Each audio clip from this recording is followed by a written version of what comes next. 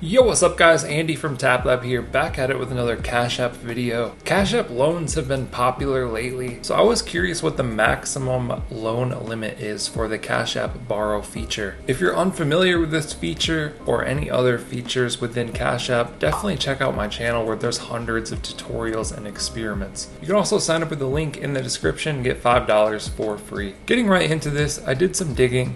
And it turns out the max Cash App loan amount is up to $200. And you can do this using the borrow feature within the app. This must be paid back within 4 weeks along with a flat 5% fee on the loan. So 200 times 1.05 equals $210 total that you have to pay back. Failure to pay the loan will incur in a 1.25% late fee each week until the amount is repaid. So if you're unable to pay the $210 back, you're going to have to pay 0.0125 per week, which is about $2.63. You can also look and see if you can increase the limits. I haven't found anyone that's able to do that. Basically, qualified users can borrow between $20 and $200. So there you have it. The maximum Cash App loan is $200.